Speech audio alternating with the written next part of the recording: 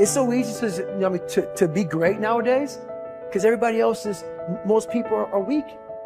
This is a softened generation. So if you have any mental toughness, any ability, if you have any fraction of self-discipline, the ability to not want to do it but still do it. See, a lot of people pretend that they want more out of life, but all you have to do is watch their actions. Watch their actions. Watch what they're doing. Most people then wait for crisis or trauma or disease or diagnosis, and then they wait for loss, some tragedy to make up their mind to change. And my message is, why wait? And you can learn and change in a state of pain and suffering, or you can learn and change in a state of joy and inspiration. And I think right now, the cool thing is that people are waking up. You might be using the word but it's not because you're dumb. You don't understand how dangerous that word is. I'm coming here today to warn you. I'm coming here today to protect you. Stop using the word but. If you're not careful, it's a part of your vocabulary. If you're not careful, it can become a part of your DNA. Why are you constantly making excuses? Do you really believe that excuses are going to save you? Do you understand what it means that you have to get to a level that you have never been in your life?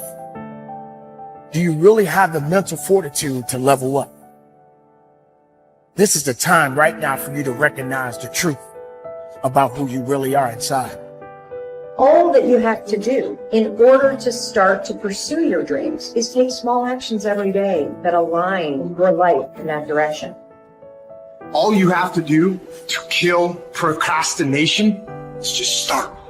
You just go, and procrastination dies. So don't wonder how you overcome procrastination. It's easy.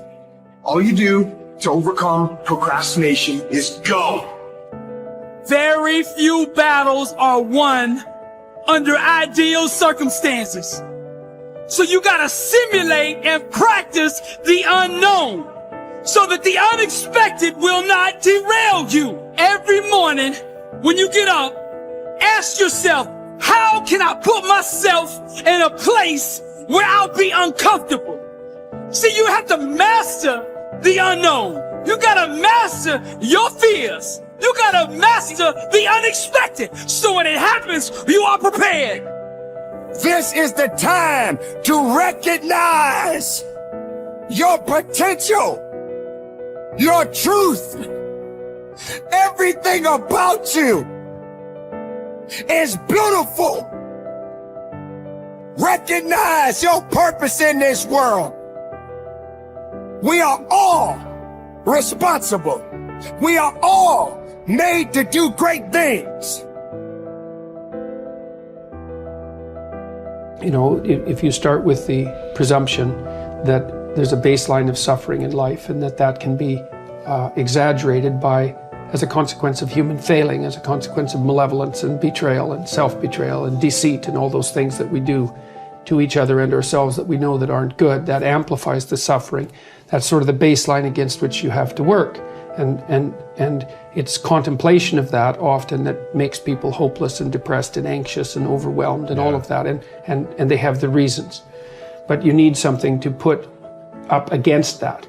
And what you put up against that is meaning. Meaning is actually the instinct that helps you guide yourself through that catastrophe. And most of that meaning is to be found in the adoption of responsibility. So if you think, for example, if you think about the people that you admire, well, you think about when you have a clear conscience first, because that's a good thing to aim at, which is something different than happiness, right?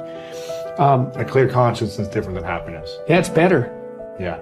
That's you're not better. Like guilting yourself. You're not feeling bad about yourself. That's right. You feel that you've justified your existence, right? And so you're not waking up at 3 a.m. in a cold sweat thinking about all the terrible things that you've involved yourself in. What you said to someone that you shouldn't have said, or how you acted, or lied. What opportunity you lost, or the things that you've let go that you should have capitalized on, and all of that. And so if you think about the times when you're at peace with yourself with regards to how you're conducting yourself in the world, it's almost always conditions under which you've adopted responsibility, right? At least the most guilt I think that you can experience perhaps is the sure knowledge that you're not even taking care of yourself, so that you're leaving that responsibility to other people, because that's pretty pathetic. And unless you're psychopathic. and you're living a parasitical life, and that characterizes a very small minority of people, and an even smaller minority think that's justifiable. But most of the time you're in guilt and shame because not only are you not taking care of yourself, let's say, so someone else has to, but you're not living up to your full potential. And so there's an existential weight that goes along with that. If you don't learn how to effectively, not destructively, because that's where most people go, they get into an endless loop of self-punishment, which is totally ineffective. But if you don't learn to punish yourself, you will never get where you want to go. Now, that needs to pale in comparison to the amount of time that you reward yourself, and you need to earn that reward. If you're just lavishing yourself with emotional praise and you haven't done anything, then I think that will cheapen it, will ultimately mean nothing. And quite frankly, I don't think you can really bamboozle yourself. I don't think if you try to praise yourself for stupid shit, I think some part of you knows you haven't done anything to deserve that praise. But when you set a bar and you meet that or exceed that, to then tell yourself, hey, you did it. You said you were going to do it. You did it. And that is worthy of praise. And getting good at praising yourself is incredibly important. And I think that most people have a very hard time doing both. Most people don't know how to effectively praise themselves. They don't know how to get themselves, first of all, to do things that are praiseworthy. And then when they do, they don't take the time to emotionally reward themselves, meaning you actually have to feel it. It can't just be intellectual. You've got to actually feel that. And the same with punishment. If you say you're going to do something, even if nobody's watching, and you don't do it, then you need to emotionally punish yourself. None of you will ever know whether I actually get out of bed in 10 minutes or less or not. But I say I do all the time. But every time I miss it, even if I miss it by seconds, I just gave myself the chills. Even if I miss it by seconds, I will punish myself for that. Because I said I was going to do it and I didn't do it. So the fact that nobody's watching is utterly irrelevant to me. It has everything to do with myself. Now, the reason that this is important, the reason that I think that people need to do this is because that's how you shape your behavior. So, like water, over time can create the Grand Canyon, or you can take a polishing rock and shape stones. You can shape your personality. You can certainly shape your identity and shape your behaviors if you learn how to reward and punish yourself. I know a lot of people don't want to hear that. That is the truth of the human condition. The great paradox there is an interesting and important paradox in life that you need to be aware of.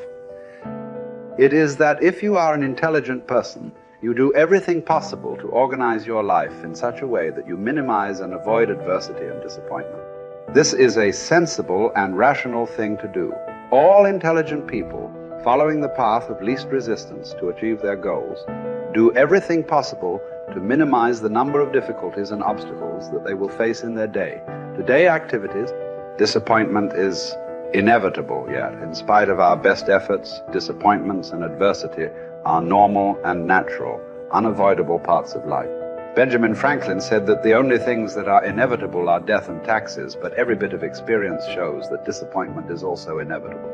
No matter how well you organize yourself and your activities, you will experience countless disappointments, setbacks, obstacles, and adversity over the course of your life. And the higher and more challenging the goals that you set for yourself, the more disappointment and adversity you will experience. This is the paradox.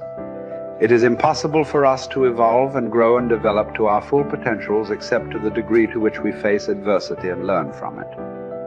All of the great lessons of life come as the result of setbacks and temporary defeats, which we have done our utmost to avoid. Adversity, therefore, comes unbidden, in spite of our best efforts.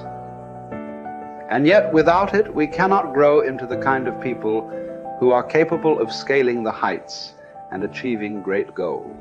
Adversity is what tests us throughout history. Great thinkers have reflected on this paradox and have concluded that adversity is the test that you must pass on the path to accomplishing anything worthwhile. Herodotus, the Greek philosopher, said, "Adversity has the effect of drawing out strength and qualities of a man that would have lain dormant in its absence."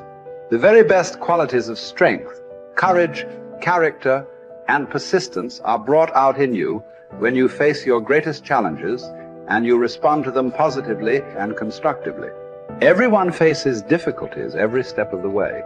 The difference between the high achiever and the low achiever is simply that the high achiever utilizes adversity and struggles for growth, while the low achiever allows difficulties and adversity to overwhelm him or her and leave him or her discouraged and dejected.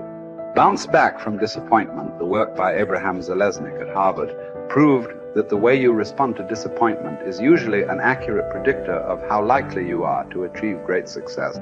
If you respond to disappointment by learning the very most from it, and then by putting it behind you and pressing forward, you are very likely to accomplish great things in the course of your life.